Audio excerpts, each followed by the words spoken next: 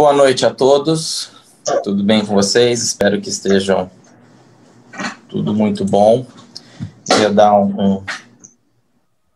uma saudação aos nossos criacionistas. Nós temos aqui hoje vários participantes dessa reunião, fora os outros que estão nos acompanhando via Facebook, pelo canal do Nulon, que também está sendo retransmitido pelo canal Adventistas Londrina. Tá? Então, sejam todos bem-vindos à nossa reunião. Hoje nós teremos como tema os padrões no registro fóssil, com o nosso querido professor Marcos Natal. Então, eu queria convidar a todos para que fechem os seus olhos nesse momento, para que possamos dirigir uma oração. Vamos lá. Querido Deus, amantíssimo Pai, pedimos a Tua iluminação, que Teu Santo Espírito esteja sobre todos nós, para que possamos levar a Tua mensagem e também entendê-la. Que o Senhor esteja conosco e perdoe pelos nossos pecados, em nome de Jesus. Amém. Amém. Eu queria passar a palavra agora para o Lucas Piccoli, na qual vai apresentar o nosso palestrante de hoje. Boa noite a todos. Vocês estão me ouvindo? Sim. Sim? Ok. O tema da palestra de hoje é padrões no registro fóssil. E para apresentar esse tema, nós temos a grata presença do palestrante convidado de hoje, o senhor Marcos Natal Costa. Ele é bacharel em teologia, é mestre em geologia econômica pela UFMG, é doutor em geologia pela UNEP, em isótopos estáveis, presidente da Sociedade Platonista Brasileira, diretor de pesquisa da subsede do GRI, na divisão sul-americana, e membro do GRICOM, Comitês para a Promoção do Criacionismo. E também ele é membro do Conselho de Fé e Ciência da CG. Doutor Marcos, nós estamos felizes pela sua presença e por ter aceito o convite do Nulon. E eu passo a palavra para o senhor agora. E a todos nós uma boa palestra. Gente, boa noite Diego, boa noite Lucas, boa noite a todos que estão aí com a gente nessa noite aqui de sexta-feira. Tenho vários colegas que eu estou vendo aqui. Queria agradecer a Marcela pelo convite que ela fez, entrou em contato comigo. É sempre muito bom a gente poder estar conversando juntos sobre o criacionismo, né? Um tema, eu considero um tema fascinante. E se eu pudesse, eu falava todo dia sobre criacionismo. Boa noite, Márcia de Paula, se estiver aí. Boa noite, Eduardo Lutz, Marcos Santana, Marcos Codesco, Douglas, Diego, Daiane, Enoque, Marcela, de novo, El.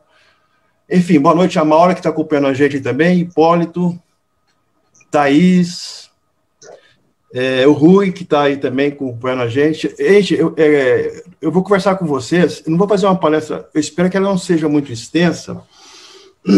Eu não coloquei muitos slides, não. Desculpa. Para ver se sobra um tempinho para a gente conversar um pouco, né? Às vezes fica a pessoa falando o tempo todo e a gente não dá oportunidade para as pessoas que querem fazer alguma pergunta ou querem fazer alguma observação. Quando a gente fala padrões no registro fóssil, é estranho, né? Porque quando a gente pensa no dilúvio, que foi uma catástrofe global, uma hecatombe, você encontrar padrões no registro fóssil parece um pouco estranho, né? Quando a gente fala padrões, a gente pensa em alguma coisa mais ou menos organizada.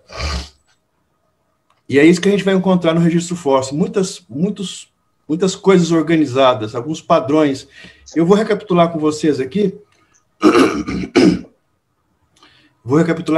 Alguns padrões. E a gente vai conversando.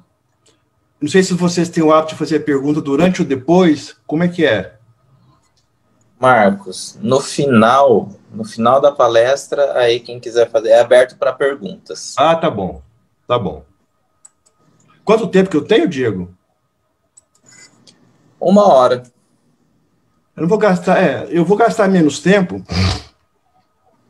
Eu acho melhor se vocês depois pudessem, alguém que quiser tirar uma dúvida, né, que a gente puder ajudar, a gente poder ter... Mas fica tranquilo, apresente o tema, no final nós vamos conversando, o pessoal que tiver dúvida vai perguntando. As últimas reuniões a reunião se estendeu por 2 horas, porque houve debates, conversas. Então vamos lá. Pode ficar tranquilo. Tá bom. Vamos conhecer, então, um pouquinho de padrões no registro fóssil. Parte dessa palestra é uma palestra mix, né? Eu peguei alguma coisa de uma palestra que foi apresentada algum tempo atrás, eu não lembro, foi um encontro de criacionista no NASP ainda, que, inclusive, o título era esse. Eu peguei algumas coisas dali e coloquei algumas coisas da minha experiência com criacionismo e coloquei algumas coisas da minha experiência com geologia, né? Eu trabalhei 12 anos numa empresa de mineração, e trabalhei 12 anos no campo, e a gente aprende muitas coisas trabalhando no campo, né? Então, eu trouxe alguma experiência do campo, alguma experiência do criacionismo, e alguns slides que eu aproveitei de uma palestra que foi realizada no Encontro Nacional de Criacionismo. Bem, primeiro, esclarecendo alguns mitos sobre a coluna geológica, né? Por incrível que pareça, a gente ouve algumas coisas com a coluna geológica que... de tanto que elas são repetidas, elas se tornam mitos. E eu queria passar com vocês aqui alguns mitos. O primeiro é esse aqui, ó. A coluna geológica não existe. Eu creio que muita gente já ouviu falar sobre isso. Eu já ouvi várias pessoas dizendo que a coluna geológica não existe, que ela é uma ficção inventada aí pelos evolucionistas, né? Quem sabe para enganar a gente, enganar os criacionistas, como se tivesse um confronto direto e armado, né, entre duas facções, mas nós vamos falar um pouquinho sobre isso. O segundo é as camadas estão fora de ordem na coluna geológica. Já ouvi várias pessoas também dizendo, alguns até livros, né, dizendo que as camadas estão fora de ordem na coluna geológica. Nós vamos falar sobre isso. As camadas ocorrem de forma contínua em toda a superfície da Terra, formando estrutura do tipo casca de cebola. Nós vamos explicar cada um desses aí, e vamos tentar mostrar por que são mitos, né? Que, na verdade, isso não corresponde à realidade quando a gente vai para o campo, né? Geologia é do campo, geologia não é escritório, né? Geologia é uma ciência que você estuda no campo. Geólogo de escritório, eu tenho minhas dúvidas, tá? Mas vamos lá. Gente, a coluna geológica é isso que vocês estão vendo aí, tá? A imagem não está muito clara, não, mas dá para a gente ver claramente o que é a coluna geológica. Um conceito geral de coluna geológica, então, primeira coisa, ela existe? Ela não existe? Não, errado. A coluna geológica existe, tá? Ela é um diagrama que representa as formações geológicas da crosta terrestre em ordem cronológica. A gente só tem que fazer uma diferença aqui, tá, gente? A coluna geológica é real. Ela existe. Quem quiser ir no campo comigo um dia, eu mostro para vocês. Agora, a gente tem que fazer uma diferença entre a coluna geológica convencional, ou seja, na geologia convencional, as unidades têm sentido temporal. Dá para vocês verem aqui, ó. Eu tenho lá no começo do Arqueano, 4 bilhões de anos, isso aqui, na verdade, está até um pouco desatualizado, mas em torno disso, 2.500 bilhões de anos, até hoje. É claro que nós, como criacionistas, podemos até acreditar na parte de baixo aqui, essa porção do pré-cambriano. O pré-cambriano é pré-diluviano. Então, isso aqui pode até ter os seus 4 bilhões de anos, que seria próximo da idade da Terra, tá? Mas a coluna geológica é essa sequência. Então, ela vai de 4,5 bilhões, que seria a idade aproximada da Terra, até hoje. É claro que nós, criacionistas, não concordamos com esses números. O horizonte nosso é muito menor quando nós falamos em termos de terra viva, né? Quando nós falamos em terra como terra, a Terra pode até ter a idade dela, né? Que seria aquela teoria do intervalo que nós temos em Gênesis, entre Gênesis 1 e Gênesis 2, né? No princípio criou Deus os céus e a terra, ponto, intervalo, a terra era sem forma e vazia, e o Espírito de Deus parava sobre a face das águas. Então, esse intervalo ele pode ter sido até a idade da Terra, mas nós não vamos entrar nesse detalhe agora. O certo é que essa aqui é a coluna geológica no sentido convencional. Unidades cronoestratigráficas. Crono quer dizer tempo. Então, a geologia convencional vê isso como unidades temporais. Nós, criacionistas, devemos ver isso como unidade no sentido espacial, que corresponderia ao zonamento ecológico. É uma pena, gente, que a gente não tem ainda, na geologia criacionista, uma coluna geológica criacionista com nomes, inclusive, né? A gente poderia, não precisa de ter esse detalhamento todo da coluna geológica, mas a gente podia ter uma coluna geológica que tivesse, por exemplo, período antediluviano, período pré-diluviano, período diluviano, período pós-diluviano, e tentar colocar isso em uma sequência temporal. É uma coluna geológica, né? Mas ainda a gente não tem na literatura criacionista uma coluna geológica nesse sentido, né? De eu ter lá, por exemplo, pré-dilúvio, ter rochas pré-diluvianas, rochas diluvianas, pós-diluvianas, né? Isso seria a coluna geológica criacionista. Então, eu quero deixar claro isso, tá? Essa que está aqui é a coluna geológica no sentido convencional. Essa coluna geológica aqui, ela pode ter até essas unidades aqui, mas nós podemos até usar esses nomes. Na verdade, nós usamos esses nomes. Eu falo era paleozoica, era mesozoica, a gente aprende na escola, né? A gente pode usar os nomes para se comunicar um com o outro. Eu falo assim, lá no final do Permiano, houve uma extinção em massa. A pessoa, tá, Permiano, tá lá no final da era paleozoica. Não precisa pensar em 250 milhões de anos, 252. Eu falo, explosão cambriana. Tá, explosão cambriana é aquela explosão que teve lá no surgimento dos primeiros invertebrados marinhos. Então, a gente se comunica com esses termos, mas não se referindo ao número, né? A idade absoluta que está do lado, tá? Para nós temos uma coluna geológica criacionista, que no lugar do tempo nós enxergamos espaço, empilhamento geográfico, né? Então, eu vou dar aqui. Esse aqui é um exemplo para mostrar para vocês como que a gente encontra a coluna geológica no campo.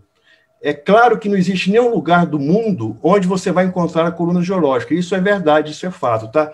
Eu até coloquei uma brincadeira aqui do lado, né? Estudos recentes confirmaram, uma coluna geológica deixou de existir. Depois de uma busca exaustiva em todos os continentes, cientistas desistem de procurar a coluna geológica. Eu botei pseudociência embaixo, porque não é verdade isso aí. É só ir no campo que a gente consegue ver. Eu estou usando um exemplo aqui do Grand Canyon, porque o Grand Canyon é um lugar tradicional da geologia criacionista, né? Nós, criacionistas, usamos muito o Grand Canyon para ilustrar o dilúvio, para ilustrar a inundação, como é que ela foi, para ilustrar o catastrofismo. Então, eu vou usar o Grand Canyon para ilustrar a coluna geológica. Repara que nós temos 5 seções. 1, 2, 3, 4, 5. Nessa primeira seção aqui do Grand Canyon, do National Park, no Arizona, eu tenho essa parte aqui de baixo da coluna geológica, ó. Só vai até aqui, ó. Só vai até o final do período Permiano. Aqui embaixo dá esse xisto aqui, ó, Visnu, é o pré-cambriano, e aqui tem essa porção aqui. Quando eu pego meu carro e dirijo mais um pouquinho para frente, eu vou chegar aqui no Zion National Park, e eu vou encontrar um pedaço da coluna geológica aqui, ó. Estou lá no meu carro, vou olhar, vou ver essas camadas todas aqui, e vou ver uma camada que está correlacionada com essa camada do lado de cá, que está aqui, ó, ligando uma camada na outra. Eu pego meu carro, caminho mais um pouco e vou lá para o National Park em Utah, um pouco distante. Aqui eu vou encontrar uma porção um pouco maior da coluna geológica, que já engloba essa que está aqui, ó. Engloba essa que está aqui e engloba essas 3 aqui, ó. Repara que esses 2 períodos aqui estão representados aqui, ó. Então, repara que essa seção aqui, essas 2 seções são comuns. Aparece nos 2 lugares. E essa aqui aparece no topo dessa aqui e na base dessa aqui. Eu pego meu carro, caminho mais um pouco e vou para a Mesa Verde, lá no Colorado. E eu encontro a porção da coluna geológica aqui, mais no topo. O que está aqui embaixo? Isso aqui está boiando no vazio? Não. Isso aqui está debaixo do pré-cambriano. Aqui, ó, rochas mais antigas que não foram expostas. Então, aqui embaixo são rochas não diluvianas. Aqui também, e aqui também. Essas camadas não estão suspensas no ar, no vazio. Isso não tem condição de uma coisa dessa. Então, elas estão da mesma forma que está aqui. Ó. Poderia pegar isso aqui e colocar aqui embaixo. Aqui são rochas pré-diluvianas, que não interessa colocar aqui. Eu pego meu carro, caminho para o Colorado, vejo isso aqui, e depois vou lá no Bryce Canyon. Eu estou tudo dentro do Grand Canyon. E encontro a porção superior da coluna geológica. Então, eu tenho 5 seções que eu tenho partes diferentes da coluna geológica. Se eu juntar todas as 5 em uma só, eu tenho a coluna geológica todinha, só no Grand Canyon. Eu tenho das camadas, desde do Cambriano até o final do Terciário aqui, ó. Percebe? Então, só para a gente entender, só no Grand Canyon eu tenho a coluna geológica. Agora, é claro, gente, não tem nenhum local que ela está inteira, mas não precisa disso. Eu não preciso disso. Eu tenho partes que ela está preservada em partes maiores, outras em partes menores, mas um bom estudo de campo, a gente pode mostrar isso aqui muito facilmente. Inclusive, esse gráfico aqui eu estou utilizando, né, é um gráfico criacionista, né, quem produziu isso aqui é um pessoal criacionista, tá? Então, gente, por favor, a coluna geológica existe e ela é real. Depois eu vou explicar para vocês por que tem essas partes aqui e faltando aqui em cima e faltando embaixo, faltando em cima, tá? A gente vai conversar sobre isso ao longo da palestra. A outra, deixa eu diminuir aqui essa... As camadas estão fora de ordem na coluna geológica. Eu coloquei um exemplo aqui, apareceu uma... Isso não é verdade, tá? As camadas estão fora de ordem. Nós temos na geologia o que nós chamamos de falha de empurrão, onde eu tenho uma inversão de camada, mas qualquer geólogo mediano facilmente reconhece essas regiões aqui no campo, ó, onde eu tenho a camada mais antiga cavalgando, nós falamos de geologia cavalgando mesmo, né? Por isso chama falha de empurrão. Uma camada mais nova, essa aqui é uma camada mais antiga, mais nova, deveria estar por cima, mas eu tive uma falha de empurrão que jogou uma camada mais antiga em cima de uma camada mais nova. Aqui, olha esse exemplo que espetacular aqui, olha só. Eu tenho o Paleozoico aqui embaixo, eu tenho uma falha de empurrão aqui, tá?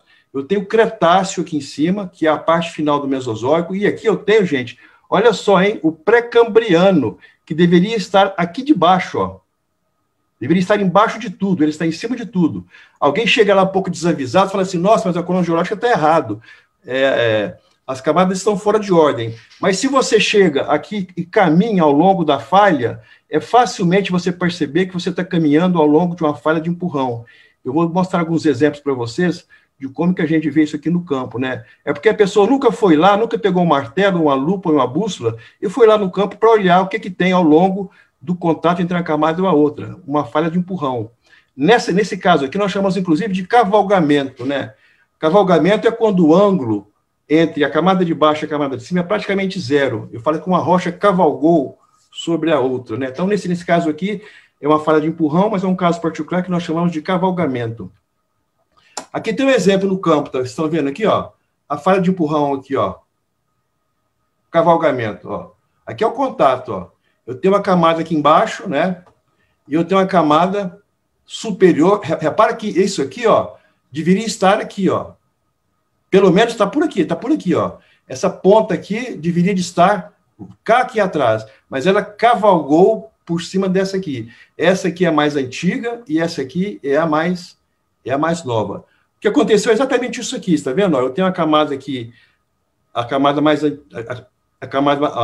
antiga aqui subindo, tá? Veio lá de baixo, subiu por cima dessa aqui, e essa aqui, ó, chama falha de empurrão, thrust fault. Eu tenho essa camada mais antiga e essa camada de baixo mais nova. É o que vocês estão vendo nessa figura aqui, ó. Essa aqui é a camada mais antiga por cima e essa aqui é a camada mais nova, essa branca, está por baixo. Então, aparentemente, parece que houve uma inversão. Mas se você for caminhar aqui e estudar um pouquinho esse contato aqui, você vai ver a evidência do cavalgamento. Falha de empurrão. Aqui está um exemplo, ó. Observe o plano de falha aqui, ó. Percebem aqui, ó? Essa ponta dessa dobra estaria por aqui, ó. Não estou dizendo que ela pode estar aqui, seria muita coincidência encontrar ela aqui, tá? A erosão cortar justamente no desencontro. Mas essa camada aqui, ela está aqui pro lado direito, aqui fora da foto, deve estar bem distante, mas ela é mais antiga e cavalgou por cima dessa camada mais nova. O cavalgamento foi tão forte que a camada até dobrou. Percebe? Ela até dobrou aqui, ó, porque o atrito e a tensão é muito grande em cima dessa camada de baixo, que as camadas se dobram, né? Elas dobram e vão se dobrando à medida que o cavalgamento continua. Então, essa camada aqui é a mais antiga, e essa camada aqui é a mais nova. Aqui eu tenho um exemplo, né, o que você vê no microscópio, ou vê numa amostra de mão, de uma rocha cavalgando sobre a outra. A parte mais jovem aqui em cima, o plano de falha está aqui, ó, passando por aqui, vindo aqui, ó. Né? Então, eu tenho a camada mais nova embaixo e a camada mais velha cavalgando por cima. E aqui eu tenho uma zona, né, onde eu tenho uma falha de empurrão, onde tem uma camada sobre a outra. Aqui eu tenho... eu tinha colocado mais um exemplo, mas esses dois aqui já dão para mostrar o que acontece no campo, né, quando eu tenho uma inversão de camada, o que nós chamamos falha de empurrão. O outro mito que nós encontramos na geologia, na coluna geológica, é o seguinte: as camadas ocorrem de forma contínua em toda a superfície da Terra, formando estrutura do tipo casca de cebola. As pessoas pensam, gente, que porque o dilúvio cobriu toda a Terra, né, a água toda envolveu a Terra todinha, e as rochas sedimentares precipitaram, né, a partir dessa, precipitaram não, elas se depositaram, precipitação é alguma coisa química, elas se depositaram a partir essa camada de água. A gente pensa que eu teria que ter camadas como fosse uma estrutura concêntrica, né? Eu tenho uma camada aqui que cobre a Terra inteira, eu tenho outra camada do mesmo material que cobre a Terra inteira, eu tenho outra camada que cobre o mesmo material da Terra inteira, enfim, aí eu formo uma estrutura do tipo casca de cebola. Aí sim, eu teria uma coluna geológica, se eu fizesse um corte aqui, ó, no meio da cebola, eu teria uma coluna geológica inteirinha com todas as camadas, essa e essa, tá? Mas isso não é verdade, tá? As camadas não dão volta em torno da Terra. Isso aí, quem afirma uma coisa dessa, é porque também precisa de dar uma visita no campo, a gente olhar um pouquinho como é que são as rochas no campo, né? Então, as camadas, elas terminam, não é verdade. O correto seria, as camadas terminam lateralmente nas bordas da bacia de sedimentação. É o que a gente tem aqui, ó.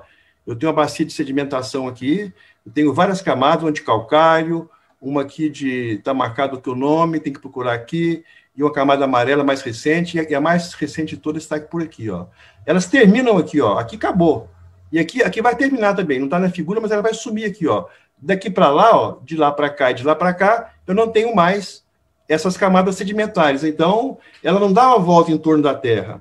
Ah, mas por que se teve o dilúvio, ele cobriu a Terra toda, eu tinha que ter uma camada envolvendo a Terra inteira, já que as rochas se precipitaram. Desculpa, eu estou com esse vício na cabeça hoje. Já que as rochas se depositaram a partir do mar global, eu tive que ter elas cobrindo a Terra inteira. Mas vamos lembrar, gente, que as rochas se depositaram somente nas depressões, que são as bacias sedimentares. Então, tem que ter uma depressão, é uma área, que nós chamamos de uma área deprimida, onde eu tenho uma calha, né? Uma calha mesmo, um afundamento. Ali, sim, lá eu recebo sedimentos. Aqui, o sedimento cai aqui e vai depositando aqui. Mas se eu não tenho uma depressão, eu não consigo depositar de maneira nenhuma.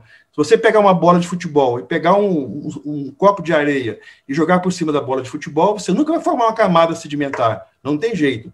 Mas se você pegar lá uma vasilha, uma bacia, e jogar um copo de areia, você vai jogar quantos copos de areia, você começa a formar as suas camadas sedimentares. Então, é porque eu não tenho uma estrutura do tipo casca de cebola, porque elas terminam lateralmente nas bordas da bacia de sedimentação. Aqui é o exemplo do território brasileiro, para vocês verem como é que isso acontece. Veja só do Brasil, eu não sei se vocês já sabiam disso. O que é dilúvio no Brasil? Veja que esse mapa aqui, gente, é um mapa geológico simplificado ao extremo, tá? O mapa geológico do Brasil é muito mais complicado do que isso aqui, mas dá para a gente ter uma noção muito boa do que eu estou querendo dizer para vocês. As grandes bacias sedimentares estão em verde, em amarelo e em cinza, que é a bacia do Paraná aqui, ó, essa parte aqui, tá?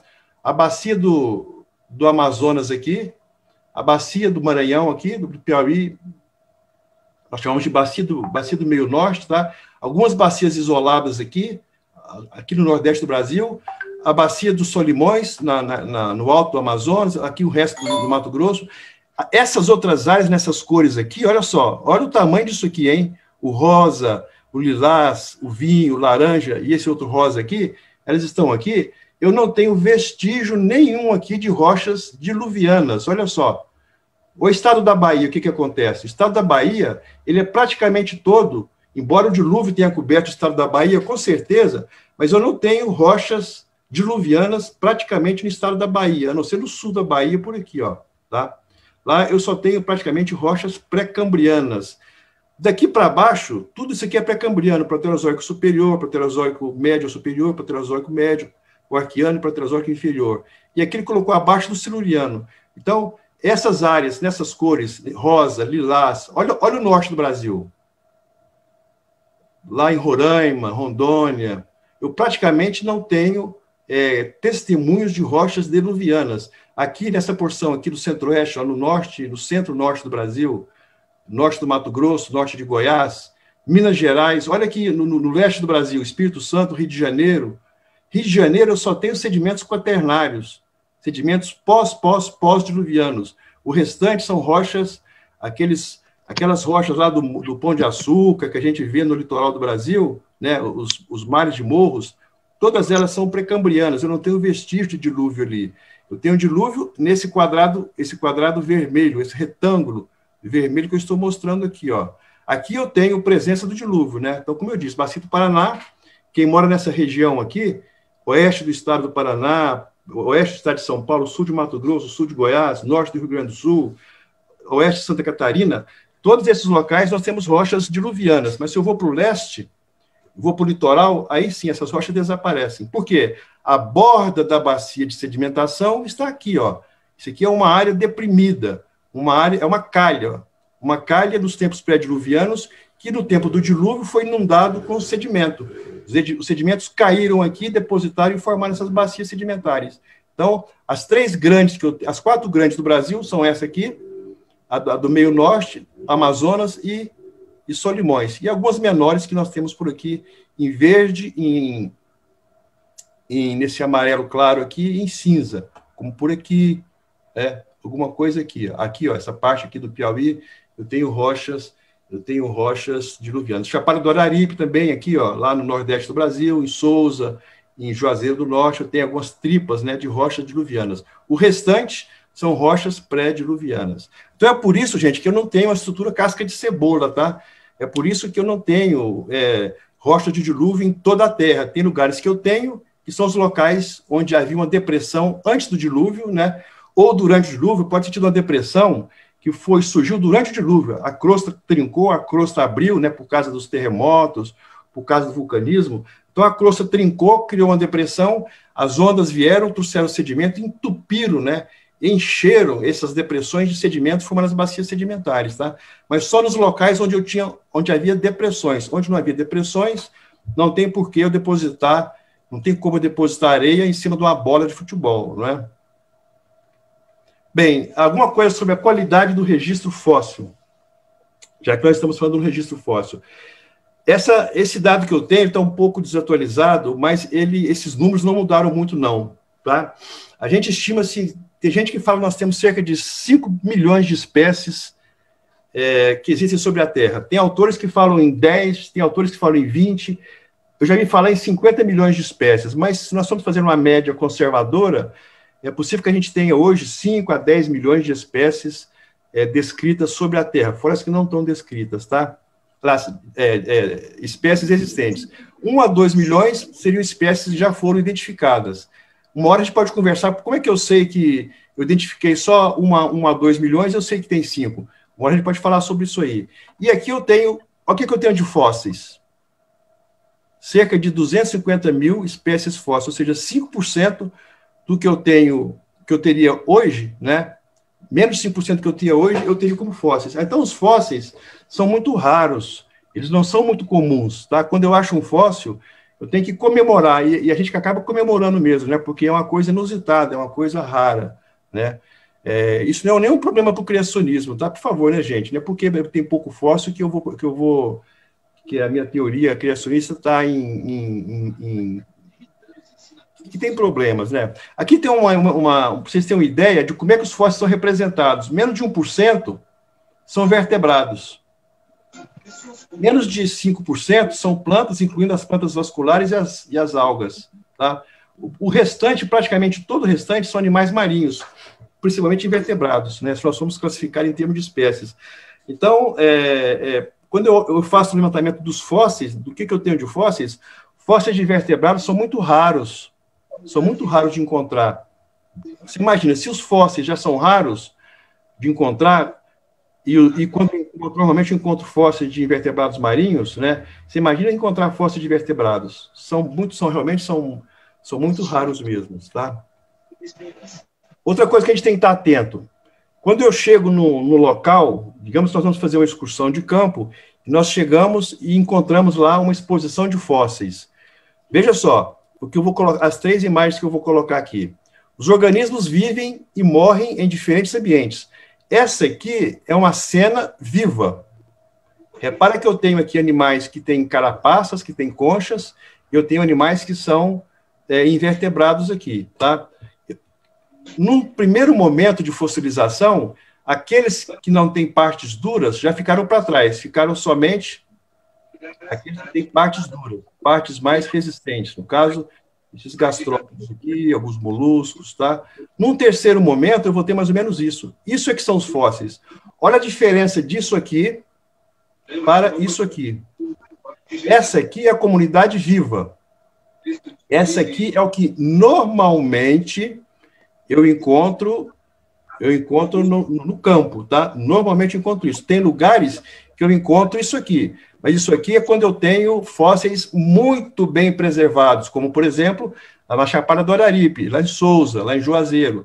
Eu tenho comunidades praticamente completas preservadas, tá? Mas aquilo nós chamamos de Ladstatten. Ladstatten é o termo alemão que significa fósseis excepcionalmente bem conservados. Então, eu tenho vários Ladstattens mundo afora, tá? Mas o caso mais geral eu tenho a minha comunidade, depois de ter sofrido os transportes de, alguns casos, o soterramento é instantâneo, mas em alguns casos, as ondas, né, e as marés, as correntes marinhas, durante o dilúvio, transportaram material de um lugar para o outro. Então, eu vou ter fósseis que foram transportados e eu tenho um estado de preservação muito menor do que eu tinha nos Ladstattens, que são os locais onde eu tenho uma preservação excepcional. Então, eu tenho as duas coisas, tá? Essa aqui é o mais comum.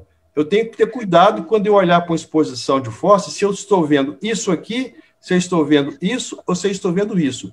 E não é num dia só que a gente repara, não. Tem que estudar bastante, tem que coletar amostra, tem que levar para o laboratório, tem que fazer lâmina, tem que estudar bastante o campo, as rochas, para eu saber se eu estou vendo isso, se eu estou vendo isso, ou se eu estou vendo isso aqui. Ok? Então, são cuidados, né, que o paleontólogo deve ter quando ele estiver trabalhando no campo. Alguns padrões no registro fóssil. Primeira coisa, distribuição ordenada. O que é essa distribuição ordenada? Nós encontramos na coluna geológica uma certa ordem, desde invertebrados marinhos, aqui eu só tenho invertebrados, não existe vertebrados aqui, tá? Até os primeiros vertebrados que aparecem na coluna geológica, eles surgem aqui no Devoniano praticamente, né? O Devoniano é considerado... Gente, olha só, eu estou usando esses nomes, Devoniano, Siluriano, Paleozoico, porque eu disse que nós não temos uma nomenclatura criacionista para dizer isso, tá? Eu poderia estar falando aqui, ó, no início do dilúvio, eu poderia estar falando aqui no meio do dilúvio, depois do dilúvio, né? Mas, necessariamente, não seriam estes os limites, né? Seriam outros. Mas eu quero dizer que, na base da coluna geológica, eu tenho animais invertebrados, aqui eu tenho esses invertebrados. Repare que eu não tenho mamíferos aqui, ó.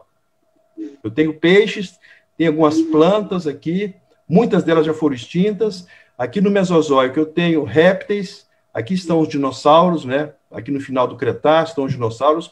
Repara que não há dinossauros aqui, ó. Não existe dinossauros aqui do Mesozoico para cima.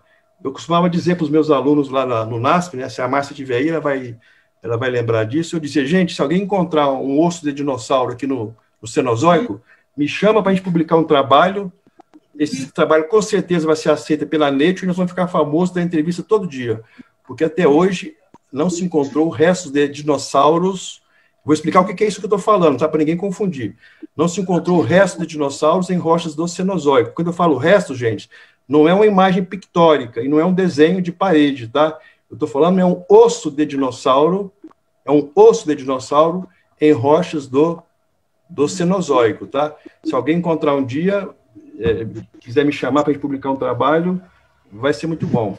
Então, essa ordem, os evolucionistas dizem o seguinte, essa ordem aqui quer dizer que os animais mais simples estão na base, os mais complexos estão no topo, né? É assim que os evolucionistas olham. Por que eles olham assim? Porque eles olham essa ordem aqui, essa ordem, no sentido temporal. E nós, criacionistas, olhamos essa ordem aqui no sentido espacial. Essa aqui é a grande diferença.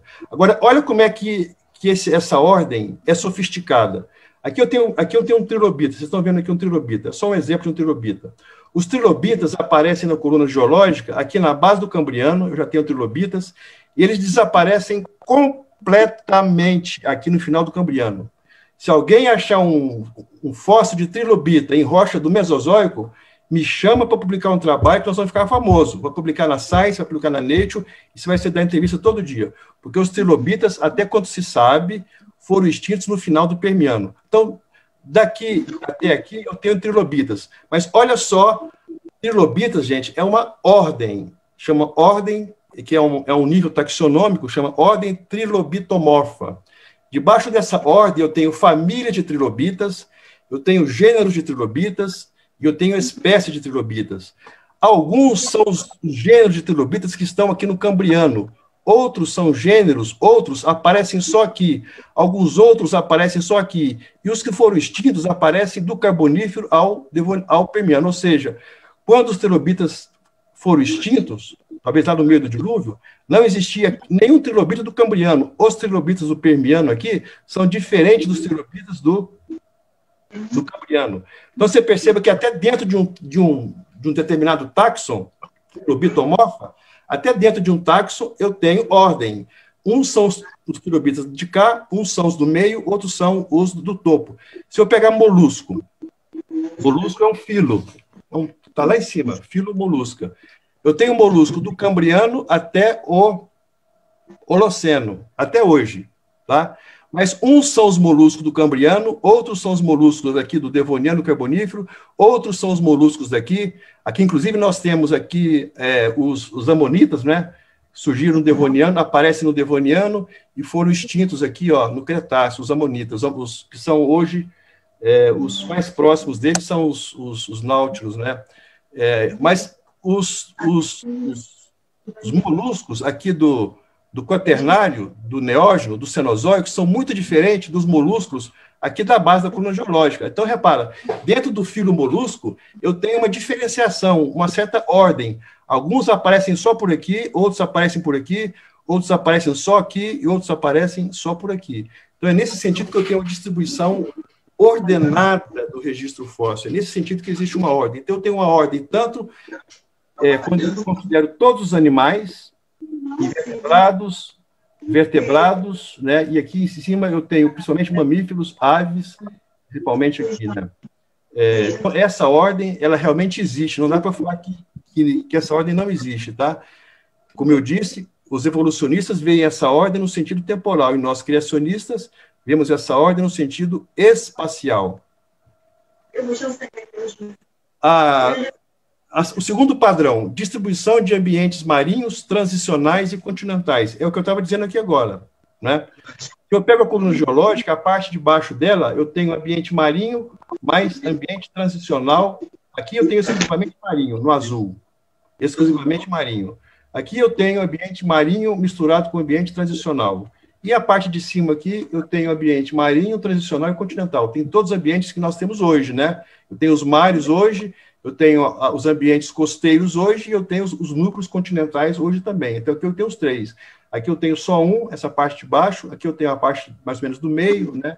São os transicionais. Esses limites, gente, os limites não são rigorosos, tá? Eu coloquei isso aqui só para ilustrar que nós podemos dividir a coluna geológica em 3 grandes grupos, tá?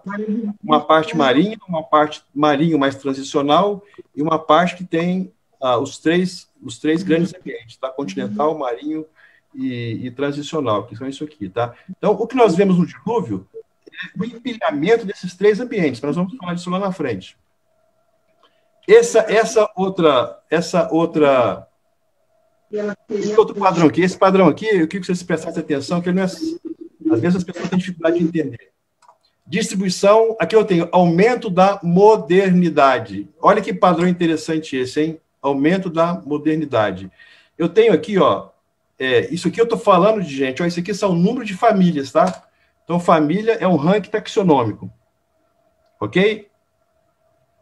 Filo, ordem, classe, ordem, família. Então, número de famílias, 20 famílias, 40 famílias.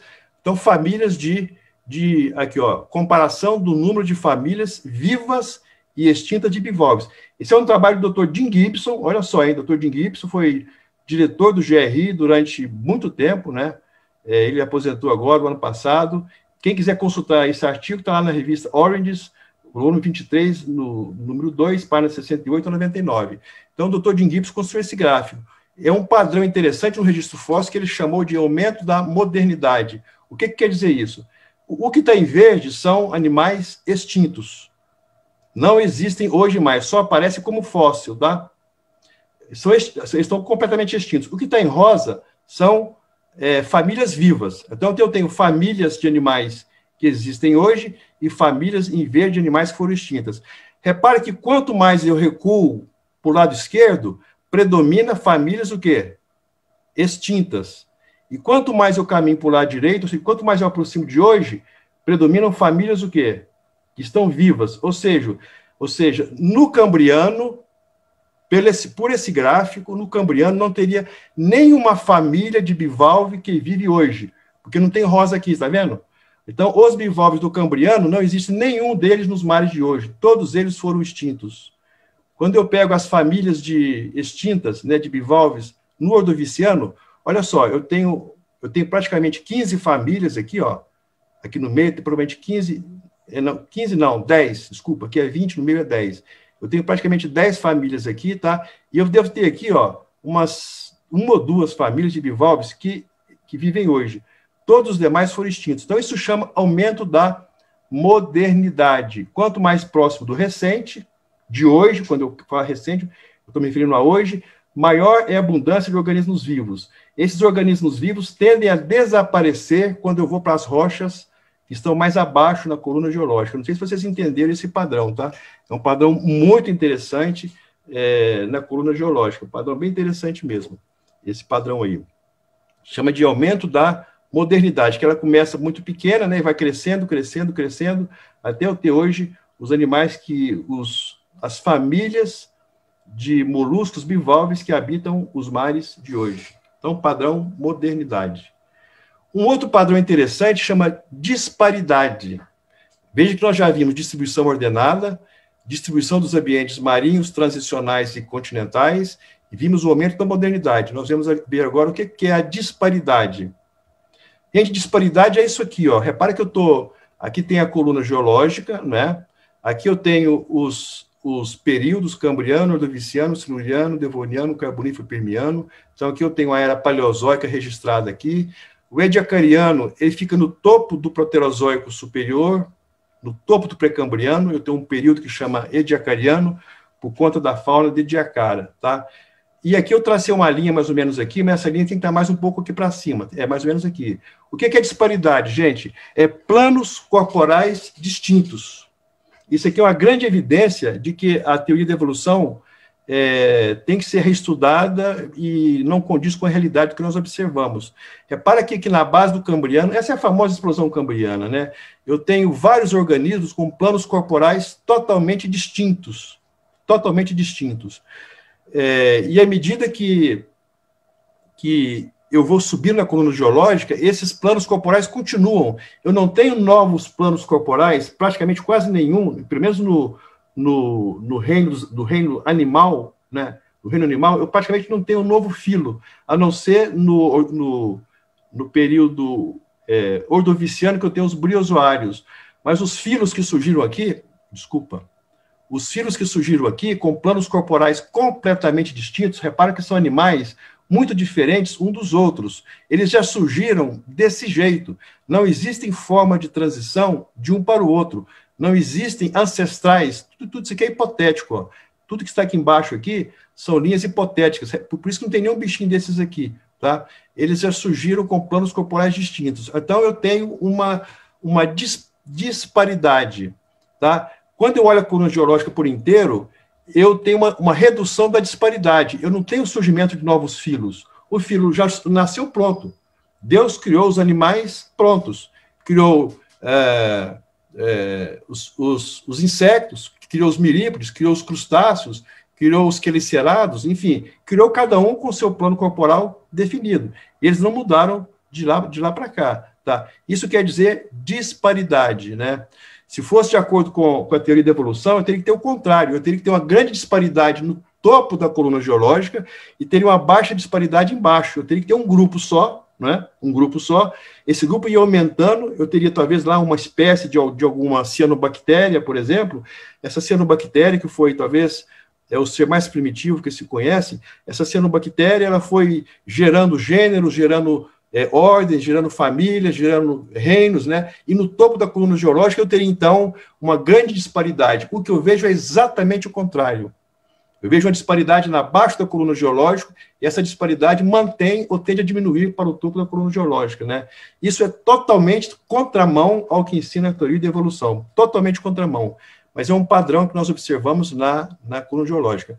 Eu vejo, gente, eu vejo quando eu saio aqui do Cambriano até hoje, eu vejo o aumento da diversidade.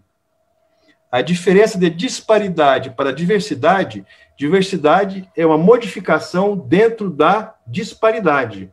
Eu não tenho que criar um plano corporal distinto.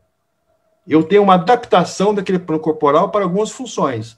Então, eu realmente tenho um aumento da diversidade quando eu saio de baixo para o topo, mas eu mantenho a minha disparidade. Como eu disse, uma coluna geológica invertida para os evolucionistas, né? Porque para a evolução teria que ser o contrário. Nós vemos aqui uma coluna geológica criacionista. Quando eu vou para o campo, é isso que eu vejo, né? E talvez os evolucionistas tenham dificuldade de entender isso, porque a cosmovisão dele é diferente da nossa. Eles têm uma cosmovisão naturalista e nós temos uma cosmovisão criacionista, não? Não sei se vocês entenderam esse critério da disparidade. Um outro padrão que nós encontramos no registro fóssil, que nós chamamos de extinção coordenada. Repara que aqui eu tenho um gráfico que vai do Cambriano, aproximadamente 500 milhões de anos. Gente, eu estou usando esses nomes, repetindo, tá? Para depois eu não ser mal interpretado nas redes sociais. Eu estou usando esses números e esses nomes, 500, 400, 350 milhões de anos, Cambriano, Ordoviciano, porque nós não temos na literatura criacionista uma nomenclatura, percebe? Para a gente poder aplicar, e em vez de falar devoniano, eu falar assim, primeiro estágio do período pré-diluviano. Seria um nome que poderia ser ditado, né? Mas, enfim, olha que interessante. Ao longo da coluna geológica, para os evolucionistas, eu tenho vários episódios de extinção em massa. Os principais são esse aqui do Permiano, onde aproximadamente 70% das famílias de animais marinhos foram extintas. Aqui, minha gente, eu não coloquei, mas 70% das famílias significa 95% das espécies foram extintas aqui no final do Permiano, de acordo com os evolucionistas, tá? A segunda maior extinção foi aquela que terminou com os dinossauros, que é essa aqui,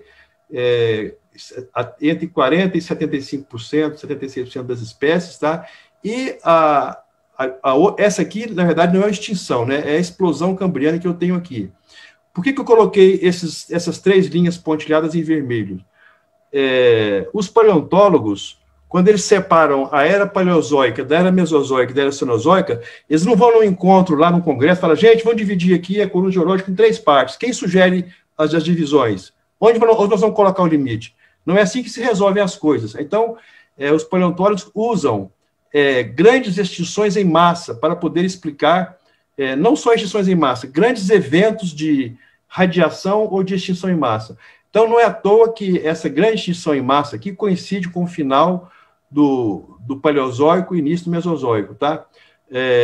Essa extinção aqui não aconteceu nesse limite, ou seja, esse limite foi estabelecido, o final do Mesozoico foi estabelecido aqui por conta dessa grande extinção em massa, tá? Se a extinção tivesse sido aqui, por exemplo, o Paleozoico deveria terminar aqui. Mas como a extinção em massa, a maior delas foi aqui, optou-se por encerrar a era Paleozoica aqui, nessa grande extinção do final do Permiano.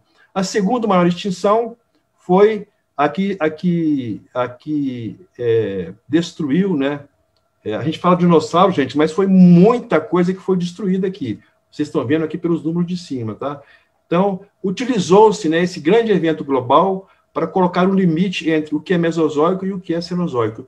E usou-se aqui a explosão cambriana, utilizou-se a explosão cambriana para se colocar um limite entre o pré-cambriano e a era paleozoica, tá? Então, são grandes marcos que eu observo no registro fóssil. Eu tenho alguns menores embaixo aqui, tá? Mas esses são os principais, do final do Permiano, o que extinguiu os dinossauros e a explosão cambriana, tá? Às vezes eu fico falando, eu fico sentindo falta da gente ter uma terminologia criacionista. É por isso que às vezes eu fico tentando estimular, né, vocês, os nossos colegas, a se especializarem ou em biologia, ou em geologia, ou em paleontologia, e propor, né, termos criacionistas para nós deixarmos de usar esses termos e passar termos nossos, né, termos que pertencem à nossa cosmovisão. Então, eu tenho extinções aqui coordenadas, tá?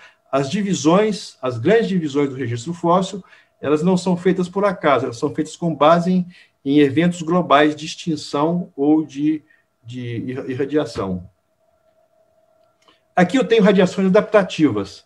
Eu tenho aqui, nesse caso aqui, eu tenho os mamíferos, não é isso? Ó? Eu tenho, veja só, né? Os mamíferos não. Esse aqui são. Deixa eu ler o nome aqui. Eu não estou lembrando qual filo, qual grupo que é esse aqui. Mas, enfim, eu tenho uma explosão de formas diferentes aqui no final do Cretáceo. E aqui no final aqui sim, aqui eu tenho os mamíferos, tá? Eu tenho uma irradiação aqui dos mamíferos, aqui no início do Paleoceno. Repara, gente, eu tenho mamíferos aqui no Permiano, tá? Mas, como eu disse, os mamíferos aqui do final do Permiano, eles são muito diferentes dos mamíferos, dessa grande explosão de mamíferos que surgiu aqui no final do Cretáceo e no início do Cenozoico, principalmente no Paleógeno, tá?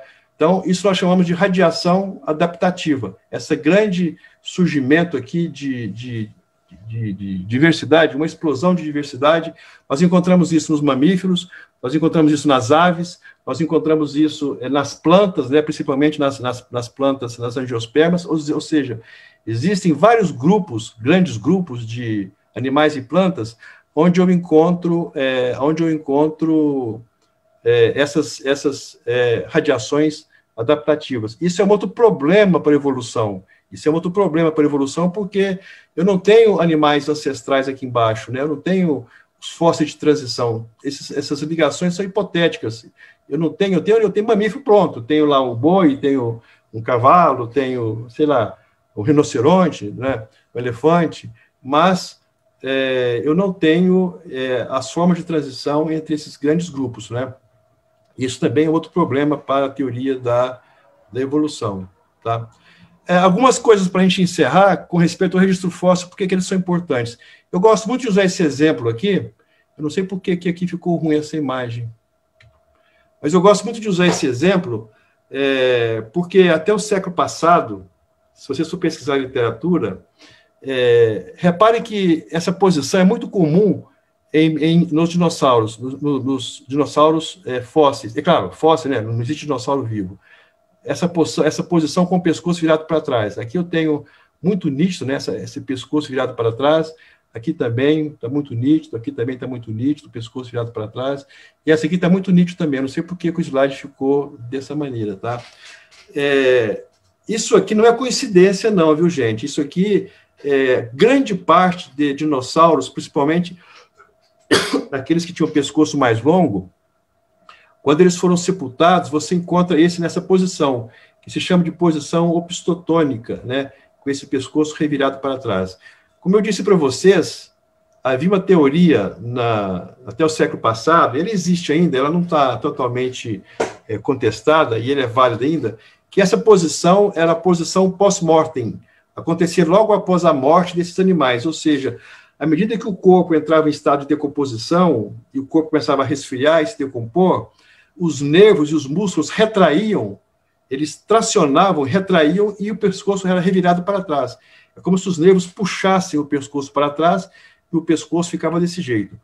Uma outra hipótese era que as correntes marinhas, ou no caso de corrente de próprios margens de rios, né, porque, segundo os evolucionistas, muitos deles viviam nas margens dos rios, as correntes viravam o pescoço para trás. Mas, em 2007, saiu um estudo, olha só, pela Universidade de Berkeley, que é uma das universidades mais tradicionais, né, e mais evolucionistas que a gente conhece, né, a Universidade de Berkeley nos Estados Unidos. Isso é um trabalho publicado pelo pessoal da Universidade de Berkeley, tá? Olha o nome do trabalho aqui, eu até traduzi embaixo, está aqui, postura opistotônica de esqueletos de vertebrados, contração pós-mortem ou morte sob estresse e agonia. Só faltar completar aqui, né, durante o dilúvio, né, só faltou dizer isso aqui, porque esses animais, essa posição aqui, né, o estudo tenta demonstrar isso aqui, que essa posição está indicando que esses animais, em boa parte dos casos, esse tipo de morte, com o pescoço para trás, é uma morte em estado de tremendo estresse, sufocamento e agonia, num ambiente aquático, ambiente com água. Por isso que eu falei, só faltou colocar aqui no final do artigo, né, tirar a interrogação e colocar durante o dilúvio, aí o artigo ficava melhor, né, ficava melhor para a gente poder aceitar. Mas eu acho bastante interessante isso aqui, uma conclusão, né, feita por pessoal evolucionista, né, dando evidências muito fortes de que esses animais, os dinossauros, morreram por sufocamento mesmo, morreram em fuga, morreram em estado de extremo estresse, extrema agonia, né? Então, é um trabalho aí de uma universidade tradicional corroborando, né, aquelas hipóteses criacionistas, né? Aqui eu tenho... essa figura de cá não apareceu. Aqui eu tinha uma libélula gigante, que é essa Meganeura moni, mas ela não apareceu aqui. Aqui é uma libélula gigante. É uma pena que o slide não está mostrando. E aqui eu tenho aqui um amonite, né, enorme, gigante. Olha o tamanho desse animal. Tem quase 2 metros de altura. Não existe isso mais hoje, tá? Nem essa libélula que está aqui. Aqui é uma libélula fóssil. Ela tem uma envergadura de asa de quase 1 metro. Imagina só uma libélula dessa correndo atrás de você. Uma libélula com envergadura de asa de quase 1 metro, né? É realmente pavoroso. E aqui eu tenho um amonite, né, com quase 2 metros de altura. Eu coloquei isso aqui para mostrar para vocês, gente, que o fato de haver organismos maiores ou gigantes no registro fóssil não significa que houve uma redução generalizada no tamanho dessas criaturas, tá? A gente ouve muito dizer isso, que os animais eram grandes e ficaram pequenos. Os mamíferos, se você for olhar no registro fóssil, eles eram pequenos, tamanho de 20 centímetros, 30 centímetros, meio metro. Quando nós observamos no registro fóssil, os primeiros mamíferos, eles eram muito pequenos.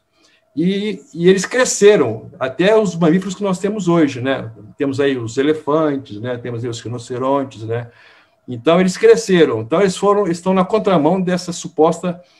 olha, então, não é verdade. Eu tenho as duas coisas no registro fóssil. Eu tenho animais que eram... Animais não. Eu tenho grupos de animais que eram pequenos e se tornaram maiores.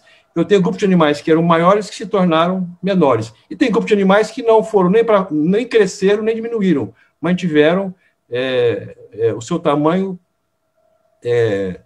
mantiveram o seu tamanho desde o tempo da criação, do tempo entre a criação e o dilúvio, e depois do dilúvio, tá? Então, não dá para eu dizer que houve uma... Tem gente que fala até degeneração, ou fala que houve uma redução do tamanho, tá? Isso não é uma regra no registro fóssil, isso não é um padrão. Esse não é um padrão no registro fóssil. Eu tenho as coisas misturadas, tá? Animais que cresceram no tamanho, animais que diminuíram no tamanho, e animais que não variaram no tamanho, tá? Então, não dá para a gente fazer uma regra generalizada de que eles eram gigantes e que eles diminuíram, né? E aqui, para terminar, mostrar que o registro fóssil é importante para nós conhecermos criaturas que não existem hoje mais. Por exemplo, como essa serpente aqui. Essa serpente é brasileira, nordestina, encontrada lá na Chapada do Araripe, né? E nós vemos que ela tem 4 patas. Então, as 2 patas traseiras aqui, ó, esse aqui é um zoom das 4 patas aqui, e aqui o que sobrou de uma pata dianteira, que está aqui, que essa que está marcada. Dá para ver até os dígitos, né? Dá até para contar quantos dígitos tinha essa cobrinha aqui, ó. 1, 2, 3, 4, 5. Então, as cobras, houve um tempo em que as cobras tinham patas, né? Deviam andar bem mais rápido que andavam hoje. Eu tenho certeza que ninguém nunca topou com alguma cobra dessa em qualquer lugar que seja. E se alguém vê uma cobra dessa aqui hoje, vai achar que é um fantasma, né? Mas, enfim, nós sabemos que elas existiram porque elas ficaram preservadas, estão preservadas no registro fóssil. Eu acho que era isso aí, gente, que eu queria mostrar para vocês. São algumas considerações, como eu falei, sobre informações que nós tiramos da literatura criacionista, praticamente toda ela, né? E alguns dados de imagens de geologia que nós tiramos da nossa experiência quando nós trabalhamos no campo, né? Eu não sei se eu consegui ser claro com tudo, mas eu queria agradecer a vocês e colocar à disposição, se caso houver alguma pergunta de interesse de vocês. Muito obrigado, gente.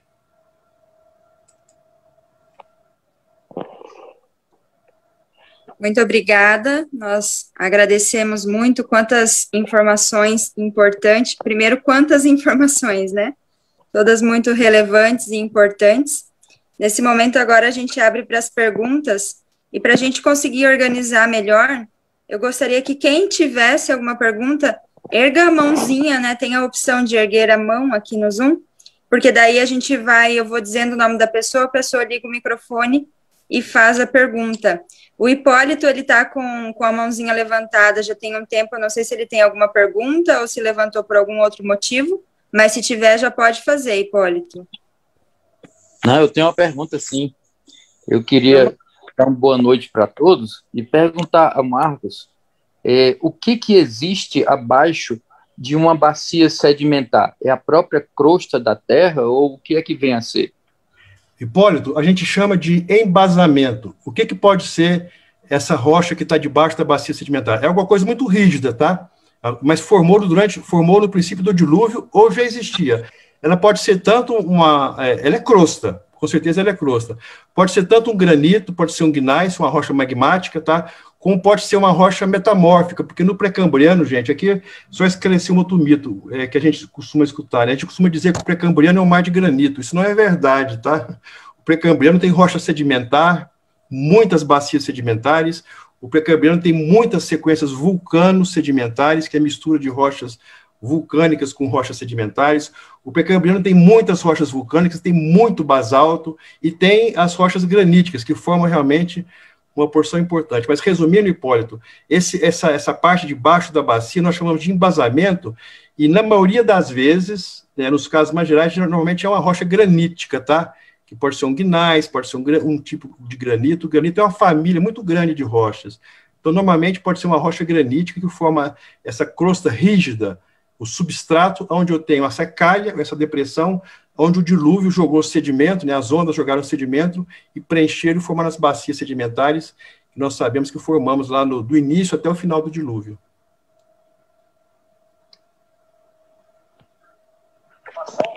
Certo. Ok, obrigado, Marcos. Falou, Hipólito. Vejo aqui o Eduardo precisa fazer uma pergunta, né? Pode habilitar o seu áudio aí e fazer a pergunta, Eduardo Lutz. Perfeito, obrigado. Eu estava tentando encontrar aqui o lugar para levantar a mãozinha ali, não achei. Mas, enfim, ali num dos slides que eu achei muito interessante, aquele das extinções em massa, a gente vê ali uma subida brusca no gráfico justamente antes da extinção, né? Aquilo ali, imagino que seja número de espécies, fósseis ou algo assim. Aí a minha questão é o seguinte, que sempre antes de uma grande extinção, segundo aquele gráfico, a gente tem um aumento, uma explosão populacional ou explosão de espécies. Eu não sei bem o que está representado ali, mas justamente... Vou tentar colocar aqui, Lutz, aí você olha e a gente pode conversar sobre isso. Eu achei muito curioso isso, e parece uma coincidência, né, também, então... Vamos dar uma olhada aqui. Isso. A ideia seria, será que a interpretação é correta mesmo, né? Vamos ver. Você está conseguindo ver a imagem, Lutz? Não. Ah, não, desculpa, gente. Deixa eu compartilhar com vocês aqui, só um minuto. Está aparecendo você, Marcos. Não, desculpa. Deixa eu tenho que compartilhar ela aqui, só um minutinho, porque aí o Lutz pode... Agora sim, não é? Vai aparecer, está preparado. Aí, exatamente esse gráfico, isso mesmo. Então, assim, nessas linhas pontilhadas vermelhas, a gente nota que antes nós temos uma subida desse gráfico bastante acentuada, né? E ali no Cambriano é normal. Tudo bem, a gente está falando da explosão cambriana, então depois daquilo a gente espera ter um monte de espécies. Mas nas outras duas, ali nas extinções, nós temos uma subida brusca do gráfico primeiro, para depois haver a extinção, né? Isso não parece uma coincidência muito grande. Então, não tem alguma coisa errada com a interpretação desse gráfico? Não, Lúcio, esse aqui, na verdade, essa linha tracejada eu coloquei, essa linha, isso é um gráfico ilustrativo, né? Ele é um gráfico, ou seja, é para ilustrar os picos de extinção, então não é um gráfico feito em cima de coleta de dados, né? Mas, por exemplo, aqui, ó, eu tenho um V aqui, tá vendo? Eu tenho um pico, tenho uma queda e tenho um pico, vai lá em cima, né? Aqui... o preto é extinção, não é número de espécies ou algo assim? Não, eu sei, mas você está dizendo, é isso aqui que você está dizendo? Esse aumento aqui, ó? Isso aí. É isso? Uhum. Não é aqui, ó? Que representa o pico aí. Exatamente. O Lutz, eu não conheço essa observação sua é bem interessante, né? A gente observa isso aqui, a gente observa aqui. Eu não conheço uma coisa muito direta, mas o que eu poderia dizer para você é que isso aqui é o pico da extinção, tá? Ou seja, a extinção começou, na verdade, aqui, ó. Aqui ela vai aumentando, ou seja, ela não ocorre de forma abrupta. Se fosse de forma abrupta, eu teria só uma reta, né? Eu não teria esse campo aqui, ó. Eu não teria esse campo aqui. Eu estava interpretando de forma errada o gráfico. Eu achei que essa parte preta aí era número de espécies ou algo assim, né? E é exatamente o contrário. Isso é a extinção. Então não tem coincidência nenhuma, está perfeito aí. Não, aqui é o seguinte, olha só, você está vendo esse ponto aqui, ó, que eu estou com ele marcado aqui? Nesse ponto aqui, ó, ou seja, se fosse uma leitura evolucionista, porque esse gráfico aqui, gente, é um gráfico evolucionista, não é um gráfico criacionista. Ele serve, se nós esquecemos os números de baixo, ele serve para explicar para a gente como que poderia ter sido a extinção durante o dilúvio, tá? Mas esse aqui é um gráfico evolucionista. Agora, respondendo ao Lutz, se você pegar esse ponto aqui, Lutz, que eu estou com a ponta do meu mouse aqui, ó, esse ponto aqui, se eu descer aqui embaixo, eu estou aproximadamente, em termos evolucionistas, 200 milhões de anos. Concorda comigo aqui, ó? Perfeito. E se eu projetar aqui na horizontal, eu vou ter mais ou menos 15% das espécies. Então, para os evolucionistas, há cerca de 200 milhões de anos, 15% dessas espécies foram extintas. À medida que o tempo ia passando, essa extinção foi aumentando, ou seja, não foi extinção abrupta. Ela teria começado mais ou menos, de novo, tá, gente, em termos evolucionistas, ela teria começado aqui, ó, a cerca de 270, 280 aqui, foi aumentando, foi extinguindo, veio um pico aqui, depois diminuiu de novo, cresceu de novo, até ir lá em cima de novo, tá? Então, o período total de extinção teria sido daqui até aqui, ó, em torno de mais ou menos 280 até 250. Por isso que eu tenho essa base larga aqui embaixo, né? Então, aqui eu tenho oscilações, ó, tem oscilações aqui, né, de picos menores, mas percebe que a tendência aqui é crescente, ó. Eu tenho quase que uma hipérbole aqui crescendo, mostrando que a extinção começou mais ou menos por aqui, ó. Começou por aqui, teve uma queda, foi aumentando, e aí aumentou de uma vez e veio parar aqui. Então, essas são variações que eu tenho ao longo do tempo geológico, né, da frequência desses animais. Aqui está a intensidade da extinção, né, 20%, 30%, né, é mais ou menos isso aí, que quer dizer o gráfico, tá? Eu não sei se eu te expliquei. Ficou bem claro, obrigado. Nada.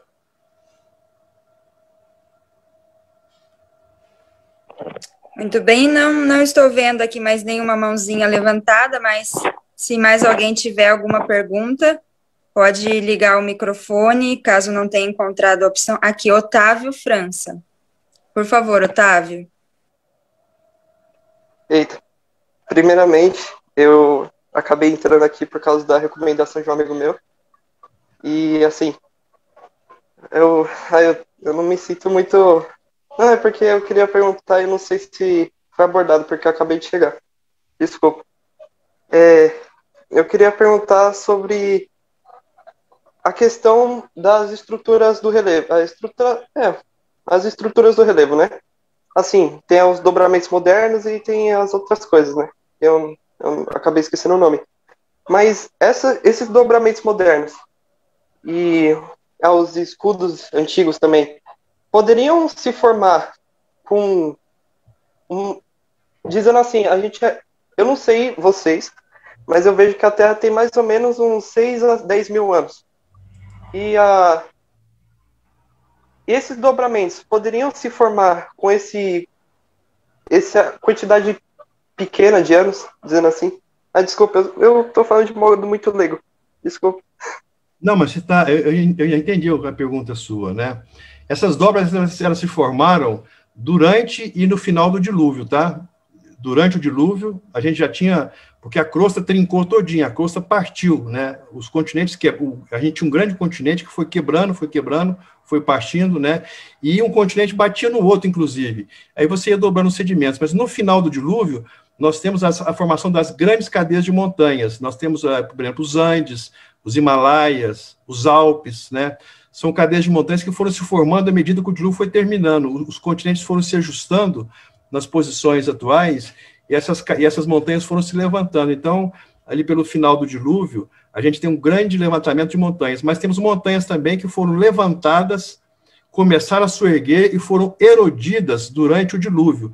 Nós observamos muito isso na costa noroeste dos Estados Unidos, chama Cinturão Caledoniano. Porque naquele momento do dilúvio, né, essa parte dos Estados Unidos estava colado na Inglaterra, e ali começou a formar uma cadeia de montanha no começo do dilúvio, mas depois veio a erosão provocada pelo dilúvio, pelas ondas, pela intensidade de sedimentos, pela quantidade de erosão e de atrito, e essas cadeias de montanhas não progrediram e foram erodidas. Eu tenho somente a raiz das cadeias de montanhas, tá? Como o dilúvio terminou, ou seja, durante o dilúvio, a gente começava a formar montanha, elas eram erodidas. Começava a formar montanha, elas eram erodidas, porque eu estava numa catástrofe global. Agora, como no final do dilúvio terminou o dilúvio, as que se formaram continuaram e são as últimas que nós temos aqui hoje. Como eu falei para você, né, os Himalaias, os Andes, o Atlas, os Alpes, né, são cadeias de montanhas que formaram do meio para o final do dilúvio. Não sei se eu fui claro. Foi muito claro. Muito obrigado. Gente, antes de eu encerrar, só porque eu vi que faltou um slide aqui, eu só queria mostrar para vocês aqui que eu acho que é importante, a tela está compartilhada, eu queria mostrar para vocês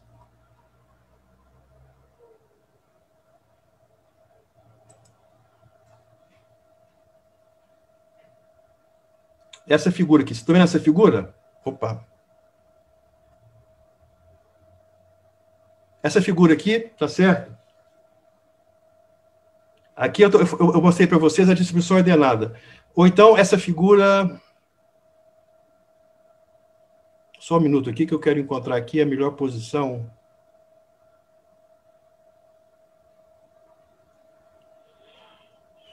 Aqui. Gente, é muito importante nós entendermos isso aqui, tá? O que é a coluna geológica na teoria... Na geologia convencional, o que é a coluna geológica na coluna geológica criacionista, tá? Como eu disse, um evolucionista olha para a coluna geológica e enxerga tempo, de cá para cá. O que nós vemos aqui, que são aqueles animais marinhos que aparecem... Deixa eu mostrar aqui agora. Desculpa eu ter que estar passando esses slides aqui, mas eu não queria... Aqui... Essa ordem aqui, né, a parte mais baixa que nós temos no planeta hoje são os mares. O nível do mar é o nível mais baixo que eu tenho. Acima do mar eu tenho o continente. Então, a primeira parte a ser inundada teria que ser essa aqui mesmo, tá? É por isso que nós falamos zoneamento ecológico. Então, a parte dos animais marinhos, aqui embaixo, seria a primeira parte que foi atingida pelo dilúvio, vamos dizer assim, né? À medida que a água ia subindo, eu ia inundando as porções...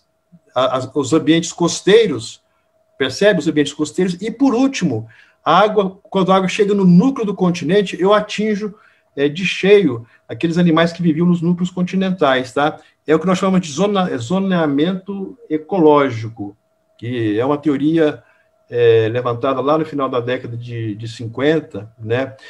Ela, de maneira geral, ela explica muito bem. Nos detalhes, existem alguns problemas com o zoneamento ecológico, mas, no geral, ela explica muito bem o empilhamento de zonas ecológicas distintas. Então, é muito importante, caso vocês forem conversar com o evolucionista amanhã, explicar para ele qual que é a sacada criacionista. Ele enxerga tempo, nós enxergamos espaço, área geográfica. Ele enxerga evolução ao longo do tempo, nós enxergamos empilhamento ao longo de zonas ecológicas distintas. Então, é questão de cosmovisão, não adianta. Isso é uma disputa que, às vezes, você não vai conseguir convencer ele e nem ele vai te convencer, porque a visão dele é naturalista e vai enxergar tempo. A nossa visão é criacionista, eu vou enxergar espaço, empilhamento, como eu falei, de zonas ecológicas distintas. É só queria dar essa ênfase para isso ficar bem claro, porque caso algum evolucionista pergunte, nossa, mas e a ordem da coluna geológica? Como é que vocês explicam? É só distorcer a visão dele. Tira o tempo onde você está enxergando e coloca espaço. Você vai entender qual que é a proposta criacionista. Eu queria fazer uma pergunta sobre...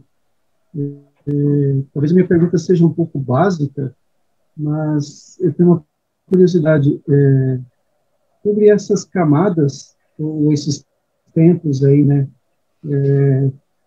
Paleológico, mesozoico e tal.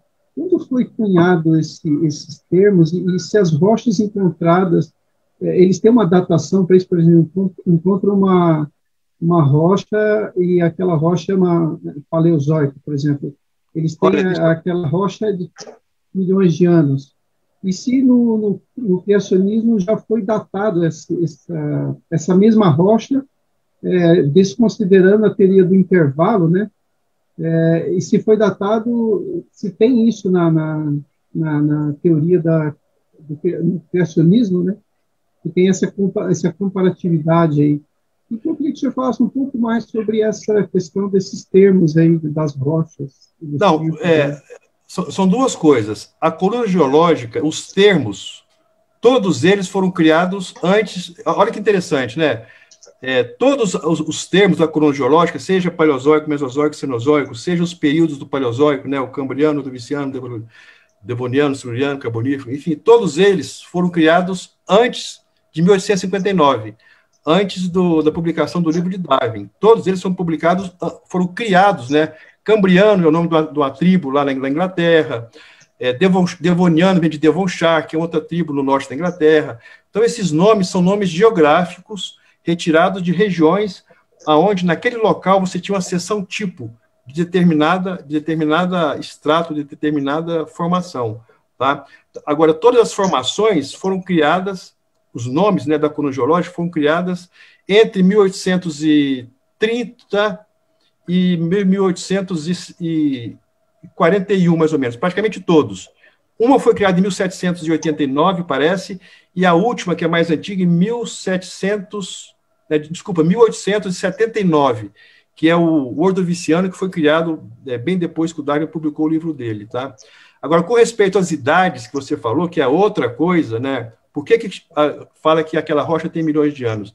Aí são métodos de datação que os geólogos utilizam e que nós temos a gente tem uma certa crítica com respeito aos métodos, embora eu acho que esses métodos de datação, a fundamentação teórica dele, ou seja, a expressão matemática dele, não dá para você contestar. O Lutz está aí, sabe o que eu estou falando, né?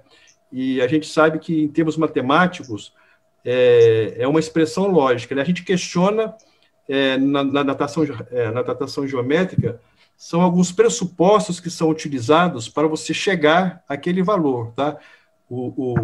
A expressão matemática, eu não vejo nenhum problema nela, para mim ela é correta e completamente lógica, mas você usa essa ferramenta, esse instrumento, para chegar a algumas conclusões, você tem que admitir algumas coisas, né? Tem que admitir algumas coisas. O que nós, criacionistas, fazemos é questionar esses pressupostos que são usados para interpretar as idades radiométricas, tá? Mas eu acho que aparentemente, parece que existe uma certa coerência nessas idades, né? Nós temos que investigar mais isso, aprofundar mais o nosso conhecimento com respeito à datação radiométrica, para a gente ter um parecer mais substanciado com respeito a isso. Tem muitas publicações. Nós hoje trabalhamos, como eu falei, em cima de pressupostos da interpretação das idades, né? E a gente tem que aprofundar estudos em cima disso. Só para dar um exemplo, eu faço parte do projeto de pesquisa no Peru, um projeto criacionista do GRI, né? O coordenador é o Dr. Ben Clausen, que é um geólogo e físico. E nós usamos datação urânio-chumbo e argônio-argônio para estudar as rochas do Peru, para estudar o levantamento dos Andes. Nós queremos entender a velocidade de sorgimento dos Andes, né? Então, a gente usa a datação radiométrica para tentar entender a relação entre corpos graníticos diferentes, intrusões graníticas diferentes, né? Então, realmente, a gente tem que estudar mais, tem que aprofundar estudo em cima disso, mas, respondendo a você, essas idades são atribuídas a métodos radiométricos que os geólogos usam para determinar a idade absoluta das rochas, tá? Ok, o João Lima, ele quer fazer uma pergunta, sua vez, João. Boa noite a todos os amigos que estão nos assistindo, e minha pergunta também tem um pouco a ver com a última pergunta, que eu já ouvi algumas interpretações em Gênesis 1, né? Eu conheço duas, que a primeira é que Deus teria criado a Terra a partir do zero, e outra que já tinha algo existente ali, talvez o sistema solar, um planeta sem forma e vazio. E então Deus modelou aquele planeta e deu, por exemplo, ele deixou mais visível a atmosfera e etc. Mas eu também ouvi outro grande geólogo, que é o Dr. Naor Neves, outro geólogo criacionista, falando que essa segunda interpretação, que já teria uma Terra sem forma e vazia, estaria errada, porque mesmo que existissem rochas nessa Terra sem forma e vazia, elas não poderiam ser tão longas assim, de milhões e milhões de anos, por causa de um elemento químico, se eu não me engano é o polônio 218, que ele tem uma meia-vida curta. Sei, eu entendi. E é sobre isso a minha pergunta. Pode mesmo, tem essa interpretação de Deus ter meio que modelado a Terra, que já poderia estar ali meio que um rascunho da Terra há milhões, bilhões de anos, ou realmente Deus chegou ali, não tem nenhum espaço entre Gênesis 1:1, chegou ali, criou a partir do zero? Eu vou pegar um livro aqui, vou mostrar para vocês, que eu queria que vocês lessem esse livro. Só um minutinho.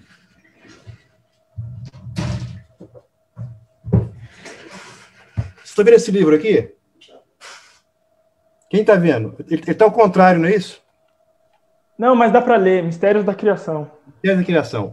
Se você consultar a literatura criacionista, não somente esse aqui, consultar os outros, o livro do Dr. Leonard Brand, o livro do Dr. Ariel Holt, as publicações do Dr. Jim Gibson,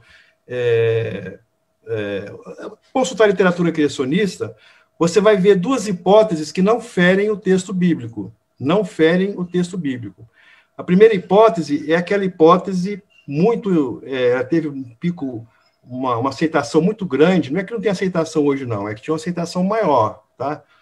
É de que todo o universo, toda a Terra são jovens, ou seja, quando na semana da criação, Deus, no início da semana, Deus já criou de cara, criou tudo, o Sol, a Lua, as estrelas, criou tudo, e depois foi dando sequência e foi modelando a Terra, tá? Esse é o grupo de criacionistas que nós chamamos de criacionistas da Terra Jovem. Eles creem que tudo, o universo inteiro, a Terra, foram criados numa semana de 7 dias literais e consecutivo de 24 horas. Tá? Esse é o criacionismo da Terra Jovem.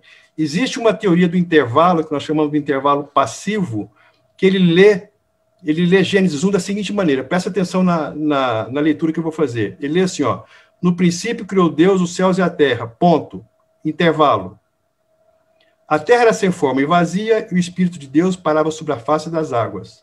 E disse Deus, haja luz, e houve luz. E viu Deus que a luz era boa, houve tarde de manhã o primeiro dia. O que você viu aí? Um intervalo entre Gênesis 1 e 1, 2. O que significa essa teoria do intervalo passivo? No princípio, Deus teria criado tudo. Quando eu falo tudo, é tudo menos vida, aqui na Terra. Tá?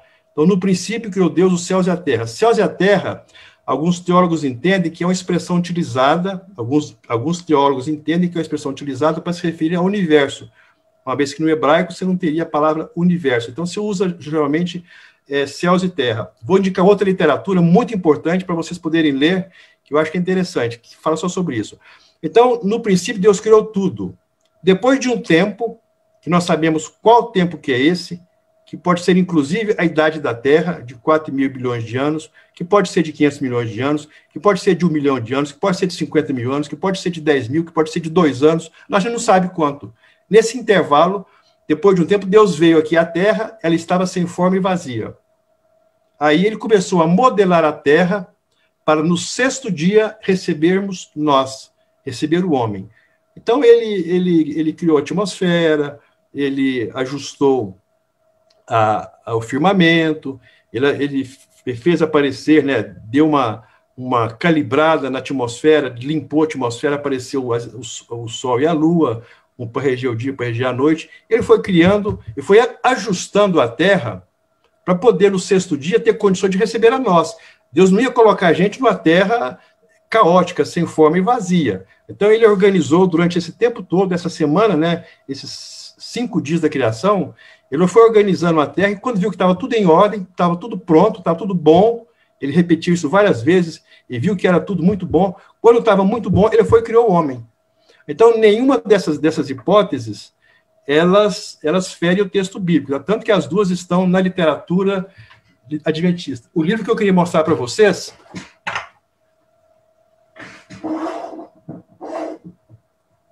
Só um minuto, gente.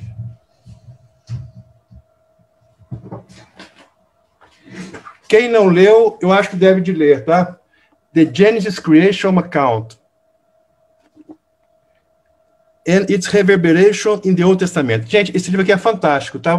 Tudo que você quiser saber sobre o que pode ter acontecido nos primeiros dias da Semana da Criação, consulte esse livro, que é um material excepcional, tá?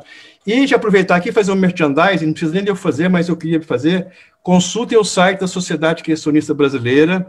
O site da Sociedade Criacionista tem tudo que nós falamos aqui, tem muito mais, você vai encontrar muito mais coisa lá. É só você colocar, se você não conseguir memorizar o site, só colocar no Google lá, Sociedade Criacionista Brasileira, acesse o nosso site, você vai encontrar uma literatura fantástica a respeito de tudo que nós falamos aqui e outros assuntos, e muito mais outros assuntos, tá? Eu não sei se eu consegui te responder. Conseguiu, sim. Então, em resumo, as duas teorias, elas não infringem o texto bíblico, né? Não, as duas não. De acordo com a literatura que a gente tem, os livros que eu citei para você, né? Posso citar outros, inclusive o Dr. Leonard Brand acabou de publicar a 3ª edição do livro dele. Eu, se fosse vocês, compravam também. Não sei se a doutora Márcia está aí, mas nós traduzimos a 1ª edição.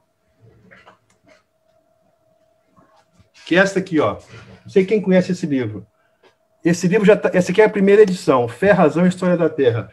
O Dr. Brand acabou de publicar a 3ª edição. E tem um capítulo final sobre dinossauros. Esse livro está em PDF, nós estamos tentando traduzir ele para o português. Ele já foi traduzido para o espanhol, nós queremos trazer ele para o português, tá? Também ele tem um capítulo só sobre essa questão de o que pode ter acontecido. Como é que foi a Semana da Criação? Foi o intervalo passivo ou foi a Terra jovem, né? Então, tem muita literatura criacionista, né? Mas eu sou suspeito de falar. Entra no site da Sociedade Criacionista Brasileira e lá tem um material fantástico para vocês pesquisarem sobre esse assunto e outros assuntos mais. Ok, muito obrigado.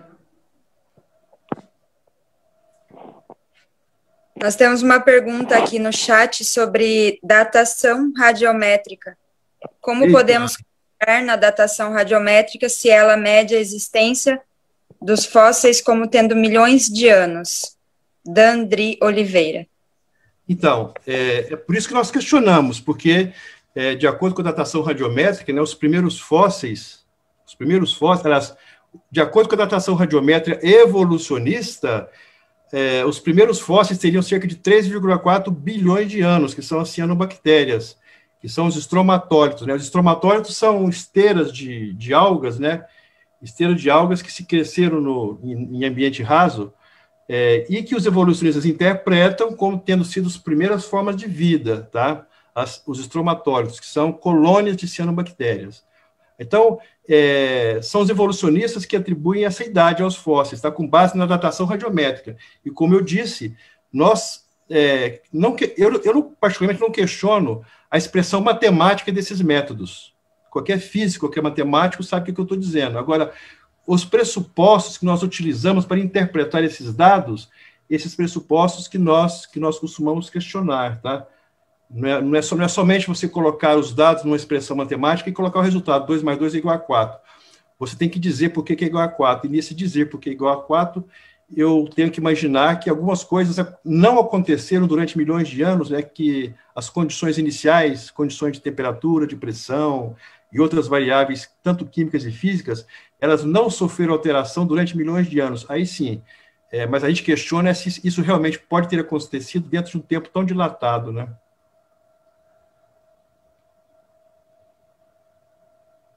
Não sei se eu fui explicar também. Temos mais uma pergunta aqui no chat. Douglas, Bíblia e a ciência. Doutor Marcos, como criacionistas, cremos que dinossauros e os antediluvianos foram contemporâneos. Por que não encontramos fósseis de dinossauros e humanos juntos? Olha, existem várias hipóteses sobre isso. Deus criou o homem, Deus criou os dinossauros, eles conviveram juntos enquanto não houve pecado, e depois do pecado, né, aí as coisas complicaram, né? Depois do pecado veio a violência, veio a morte, veio a degeneração, e eles se separaram. Eu acho que o homem deve ter fugido deles, não o contrário, né? Mas o certo é que eles se separaram. Nós não sabemos quando isso aconteceu. Nós não sabemos quanto tempo que foi depois da criação que houve a queda.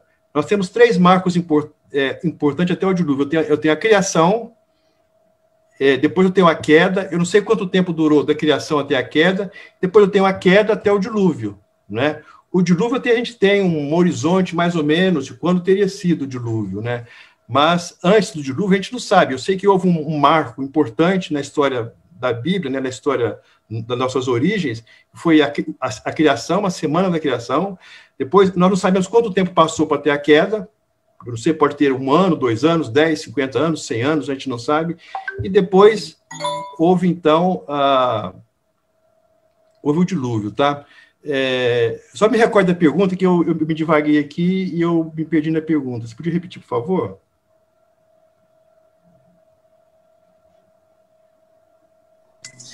Por que não encontramos fósseis de dinossauros e humanos juntos? Eles se separaram depois do pecado.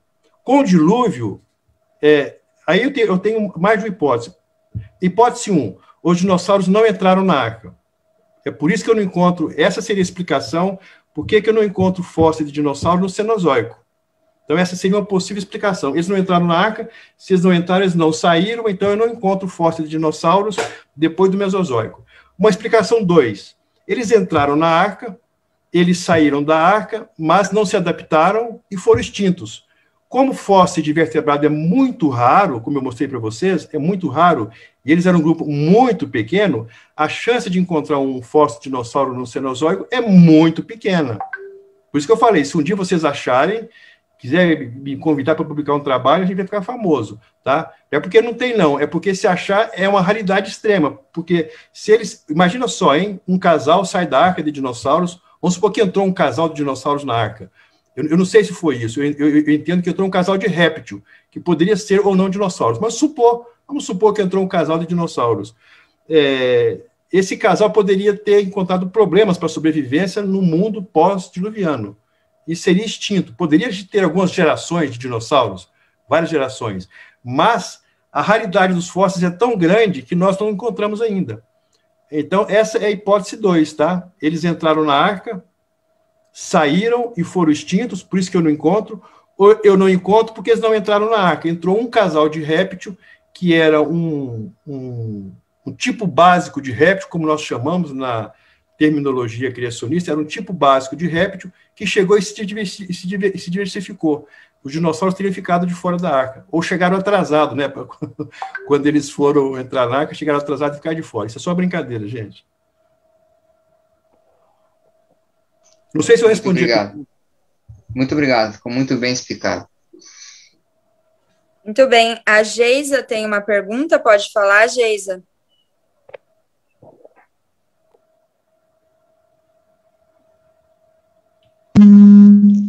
Ok, boa noite a todos e todas.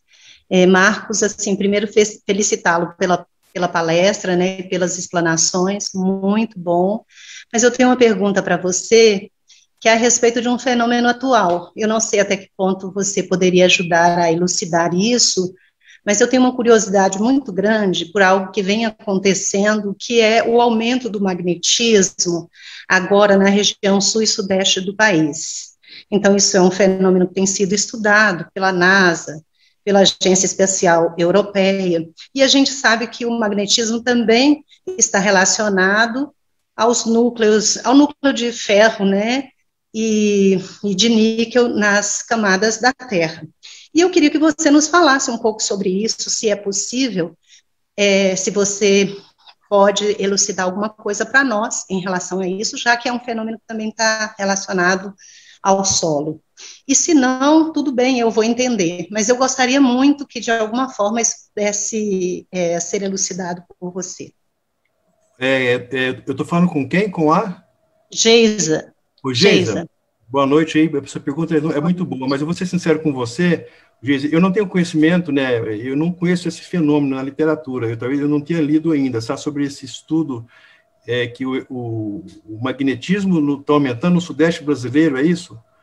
Na Sim, rocha? no sul e sudeste. No sul e sudeste do Brasil tem, na verdade, né, que esse magnetismo tem aumentado, né, e aí é um fenômeno que tem sido preocupante exatamente pelas questões relacionadas aos satélites e aquilo que esse transcurso, né, que acontece em relação às questões da exposição dessa área maior aos fenômenos que são fenômenos, por exemplo, relacionados aos acidentes solares ou alguma coisa que possa atingir essa região. Eu achei que talvez isso, né, embora não fizesse parte exatamente no tema, mas por ter uma relação com o solo, que você pudesse nos ajudar nisso. Mas tudo bem, eu vou entender, não tem problema. Não, sim, realmente eu não sei, né? E aí, quando a gente não sabe, tem que falar que não sabe mesmo e ficar com a boca fechada. A única coisa que eu poderia acrescentar a você, porque você falou sul e sudeste, é onde eu tenho boa parte da bacia do Paraná, que tem a formação Serra Geral, que é formada por basalto, né? E o basalto tem um mineral que chama piroxene, que ele é magnético, né? E ele gera um solo, aquele solo roxo, né, aquela terra roxa e vermelha, ele tem aquela cor por causa da alteração dos minerais, que são principalmente do plagioclásico, que é um mineral rico em cálcio e magnésio, né, eles alteram daquela cor oxidada, aquela cor vermelha, tá? A única relação que eu posso ver aí, quando você falou sul e sudeste, é a formação Serra Geral, que são os basaltos da bacia do Paraná, que tem rochas que são ricas em piroxênio, né, e magnetita também. Magnetita é um mineral magnético, né? Mas, sinceramente, com respeito a esse estudo que você falou, se depois você pudesse me passar a bibliografia, eu não tenho informação para te dar, então eu te peço desculpa. Ok, tudo bem. Mas parabéns pela palestra. Obrigado. Eu só queria pedir uma licença. No chat ali, o Lutz disse que poderia comentar algo sobre o tema. Então passa para ele. Lutz, ali. Certo, assim, ó, esse fenômeno, ele é multidisciplinar, né? A gente tem um pedacinho da história em cada área, né? E uma parte dela está na física. O que acontece é o seguinte, existem mecanismos propostos, né, para como funcionaria o magnetismo da Terra. Existe a ideia, mais defendida por alguns criacionistas, de que o magnetismo da Terra é gerado por correntes que circulam no interior da Terra desde a criação e agora vão amortecendo, né? O que faria o campo magnético da Terra diminuir com o tempo. Só que os modelos matemáticos que o pessoal tem feito são incompletos ainda, mas eles já tratam da maior parte dos fenômenos envolvidos.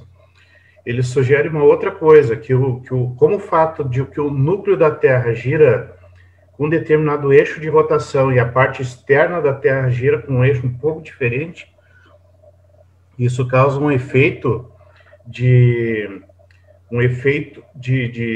não é bem turbulência, mas uma espécie de giro de alguns materiais no interior da Terra. E esse giro envolve atrito também e ionização. E aí nós temos íons em rotação gerando o magnetismo terrestre. Só que isso não é um fenômeno estático, é um fenômeno que vai se alterando com o tempo. Então nós temos uma espécie de, uma coisa que a gente chama de deriva do polo magnético. O polo magnético da Terra, o norte magnético, por exemplo, ele está se movendo, tem uma velocidade razoável ali, está indo de um ponto a outro da Terra, né? Eu não me lembro exatamente qual é a velocidade. E, além disso, existem pontos na Terra que possuem anomalias magnéticas em que esses campos interagem com materiais, ou isso ainda está sendo estudado, né? Mas, enfim, onde ocorrem acelerações dessas mudanças no magnetismo terrestre. Então, nós temos uma alteração da posição do Polo Sul, alteração da posição do Polo Norte, e outros fenômenos acontecendo também, que eventualmente poderiam gerar até uma inversão dos polos. Isso está sendo mapeado, está sendo estudado, os modelos estão dando conta desse tipo de coisa, né? Mas, enfim, é uma área em estudo que existe até algum alarmismo por parte de alguns nessa área aí, porque eles veem, por exemplo, ali na Itália, tá, o fenômeno de mudança do campo magnético acontece 10 vezes mais rápido do que em outros lugares em função de uma anomalia magnética, né? Mas, enfim... Olha só... Esses modelos é realmente de se esperar que haja alguma variação no campo magnético da Terra ao longo do tempo. O Lutz tem uma explicação muito boa, né, para variar, né, e é isso mesmo que o Lutz está falando. Agora, esse caso particular do Sudeste do Brasil eu não conheço, mas uma coisa que o Lutz disse que é bem interessante a gente saber é que é possível você mapear como é que estava o polo magnético da Terra no passado. Como é que a gente faz isso? E isso deve estar acontecendo hoje, tá? Você imagina um vulcão lá do Havaí derramando lava, ou lá em Galápagos, esses vulcões submarinos, que tem a lava muito fluida, tá? A lava do basalto é uma lava que, como fosse um óleo quente, ela escorre, né? Escorre. E como eu disse, o basalto tem alguns minerais que são radioativos. A magnetita, por exemplo, é um, o piroxênio é outro, e o anfibólio é outro. Todos esses têm ferro 3 magnetizado, tá? Quando a lava extravasa, vê se vocês vão entender, acompanhe meu raciocínio. Quando a lava extravasa pelo fundo marinho, ou que seja no continente, ela vai assimilar esses minerais. Alguns minerais são alinhados, eles têm praticamente 2 dimensões, como se fosse uma ripinha pequena. Esses minerais eles vão se alinhar de acordo com o campo magnético terrestre do momento. Então, quando a lava derrama, eu tenho minerais, como eu falei, o piroxênio. O piroxênio não, porque ele não tem forma de uma ripa, mas o anfibólio parece uma agulha, tá? Então, quando o magma ainda está inconsolidado, esses minerais eles se alinham como se fosse uma bússola. Quando você coloca a bússola, ela só aponta para o norte. Então, esses minerais vão alinhar igualzinho uma bússola, segundo o polo norte magnético. Então, quando a lava resfria, ela congela aquela direção que foi magnetizada. Quando a lava estava quente, estava mole, os minerais podiam mexer. Quando ela enrijece, ela congela e fossiliza aquela direção magnética. Então, quando nós estudamos os basaltos da Bacia do Paraná, basaltos lá do Planalto do Decanaíndio, do Rio Colúmbia, e basaltos do mundo afora, a gente consegue entender como que o polo magnético variou por causa da direção das agulhinhas de minerais que se congelaram quando o magma esfriou, durante o dilúvio, entende? Porque durante o dilúvio e antes, o polo magnético da Terra variou bastante, né? E a gente tem como acompanhar isso nas rochas hoje. Você faz um mapeamento de como variou o campo magnético terrestre. E como o Lúcio disse aí, pode ser que está havendo agora uma possível inversão, né, do polo magnético terrestre, e isso gera anomalias magnéticas, como pode estar sendo detectada no sudeste do Brasil, e essa que o Lutz mencionou na Europa, né, lá no caso da Itália. Mas muito interessante a explicação, Lutz.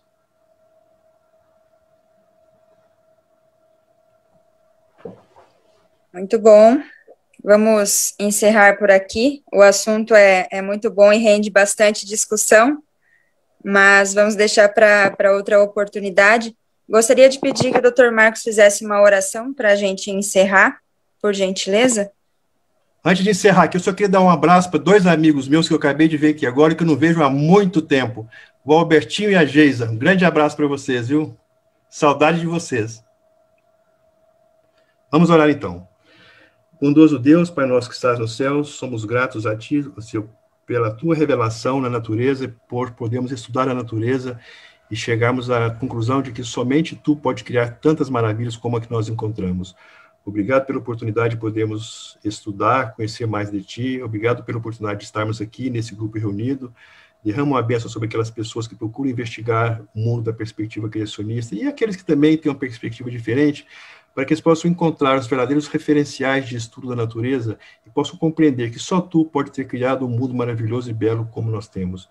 Perdoa nossos pecados, dê um feliz sábado a cada um de nós. Te pedimos isso e te agradecemos em nome e por amor de Jesus. Amém.